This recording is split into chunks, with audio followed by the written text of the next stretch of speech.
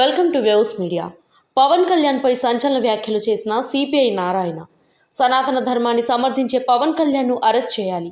పవన్ కళ్యాణ్ పాటించే సనాతన ధర్మం క్రూరమైనది, అరాచకమైనది. ఎవరు దాన్ని సమర్థించినా వాళ్ళను అరెస్ట్ చేయాలి. సనాతన ధర్మంలో విడాకులు లేనప్పుడు పవన్ కళ్యాణ్ ఎలా విడాకులు తీసుకున్నాడు? సనాతన ధర్మాన్ని విమర్శించే వారిపై పవన్ కళ్యాణ్ చర్యలు తీసుకోవాలంటున్నారు. కానీ ఆ ధర్మాన్ని సమర్థించే వారిని శిక్షించాలి అంటూ సిపిఐ జాతీయ కార్యదర్శి నారాయణ వాగ్పోయారు. సనాతన ధర్మాన్ని గురించి పవన్ కళ్యాణ్ మాట్లాడిన తర్వాత నేను దాని మీద కామెంట్ చేసిన వాస్తవం. అయితే నా కొటేషన్ తీసుకొని 3 పెళ్లి అని చెప్పేసి మాట పెట్టుకొని నా మీద విమర్శిస్తున్నారు. నేను దాని జోలికి పోలే. సనాతన ధర్మంలో విడాకులు ఉంటాయా? నేను అడిగిన ప్రశ్న అది.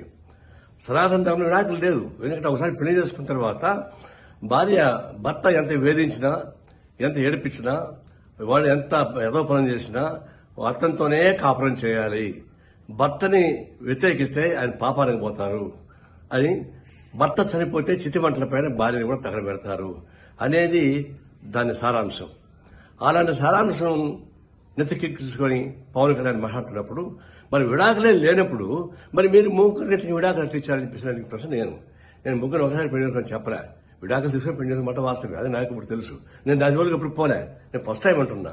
సనాతన ధర్మంలో విడాకులు లేనప్పుడు మరి మీకెందుకు అది వర్తిస్తాను అన్న దాని మీద ఊరికి నా మీద మాట్లాడుతున్నారు. ఇప్పుడు మనం చెప్తున్నాను, అది అరాచకమైనటువంటి సనాతన ధర్మం. అది ఆ ధర్మ వ్యవస్థ మొత్తం వెనక్కి తీసుకెళ్లేటువంటి క్రూరమైనటువంటి చర్య అది.